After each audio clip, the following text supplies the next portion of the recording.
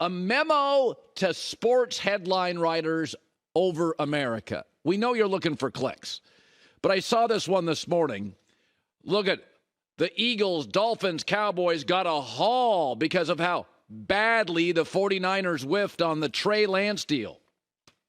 You guys all realize the next draft they found their franchise quarterback, and they landed in the same space. A cheap, talented quarterback who they don't have to pay big boy money to for 3 to 4 years. Finding a quarterback in the 7th round, last pick, that's unprecedented.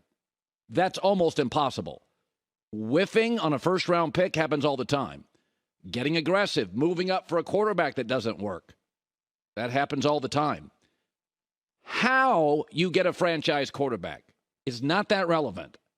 That you get a franchise quarterback is really relevant, or the coach and GM lose their jobs.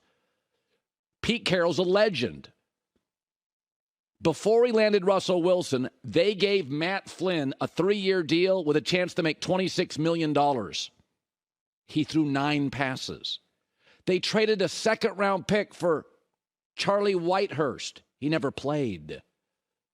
Then they landed Russell Wilson. Matt Flynn and Charlie Whitehurst disappear into the ether. They found their franchise quarterback. Jimmy Garoppolo, older quarterback, couldn't stay healthy. So the Niners rolled the dice, traded up to get a young, sturdy, athletic, coachable, smart kid. Didn't work. But also, it should be noted, the following year, last pick in the draft, they found it. Doesn't matter that Pete Carroll traded a 2nd-round pick for Charlie Whitehurst, or they were going to pay Matt Flynn up to $26 million.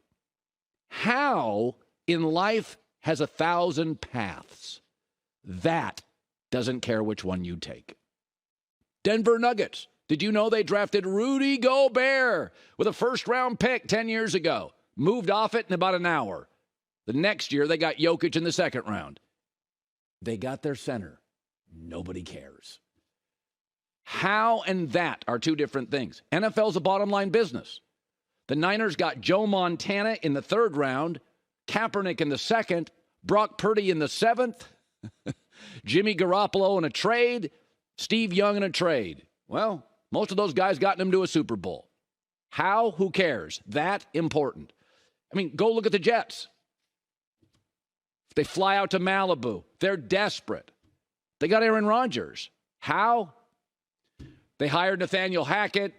They told him they'd get him Randall Cobb, Alan Lazard, whatever. They've got Aaron Rodgers. How they got him, who cares? That they got him is everything. Go look at Jared Goff. The Rams give up a haul to move up to get Jared Goff. A haul. Looks like a bust. Fire a coach, get a new offensive coach with no head coaching experience. Goff gets good, goes to a Super Bowl. They pay him a fortune. About a year and a half later, they get tired of him. Then they give up a bunch of picks to get Matt Stafford and win a ring. Nobody cares. Sean McVay's ring never falls off. They got the ring. Rams are even bad now. Doesn't matter. Got the ring. Kyle Shanahan doesn't have one. Everybody worries about the how. Don't. How you end up happy in life is irrelevant. That you end up happy in life is everything. J-Mac is, Ryan is, I am. Different paths. The Niners have their franchise quarterback, and they don't have to pay him for 3 years. Nobody cares how Pete Carroll found his. Brady was in the 6th. Dak was in the 4th. Tony Romo and Kurt Warner were undrafted. Who cares? It doesn't matter. Everybody gets caught up in the how. That. Headline writers. The headline is, Niners have their franchise quarterback and will pay him a nickel for the next 3 years. His name is Brock Purdy. It all evens out. They even have a good backup, Sam Darnold, who could start for teams. They're fine. The Trey Lance thing happens about half the time. You either draft a guy in the 1st round, you move up for a guy in the 1st round, a quarterback. It's the hardest position to evaluate. Doesn't work out. Doesn't mean he's a bad kid. Doesn't mean he can't play. Just not in San Francisco. It's fine. They got him. His name is Brock Purdy. All right. Speaking of headline writers, we used to have a president, and he always used the term fake news. And there is some fake news out there. There's a lot of people now, bloggers, anonymous stuff. You don't know who's writing what. New York Times, Washington Post, Chicago Tribune, ABC, NBC, CBS. Even many of you think they have agendas, right? Now we have a cable world where this one is right-wing stuff, this one is left-wing stuff. CNN was this, now they're that. Yeah, I understand it. Political stuff has agendas, but there are legitimate news organizations. But I do see stuff in the media where I understand why you, the consumer, get worn out. And that this is not a big deal, but you should try to ask questions that you don't know the answer to. And I saw this headline this morning. USC quarterback Caleb Williams.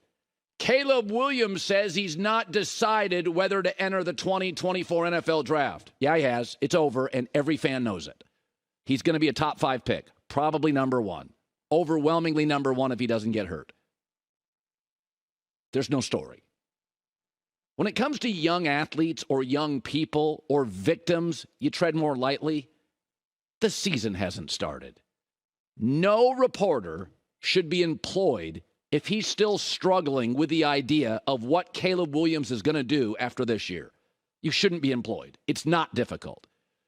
Who drafts him? We don't know. That's worth a discussion. Arizona, Raiders, Texans. That's fascinating.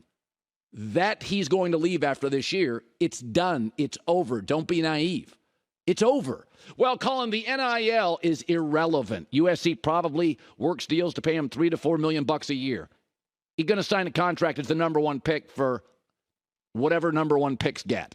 He's leaving. It's over. I told you 2 years before Andrew Luck got drafted, he's going to be number 1. I told you 2 years before Trevor Lawrence got drafted when he played in the national title game against Alabama, that's your number 1 pick. I'm telling you a year in advance, and you know it. He's the number 1 pick if he's healthy.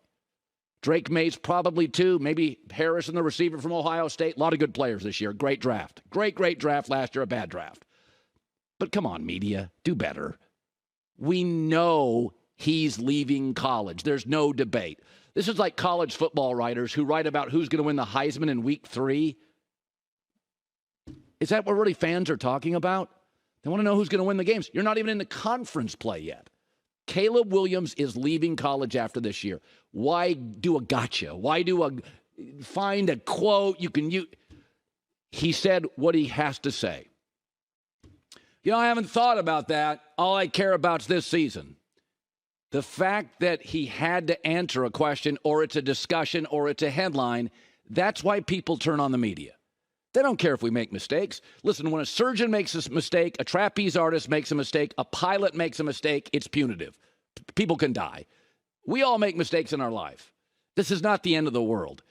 But there's a reason why trust in the media has plummeted.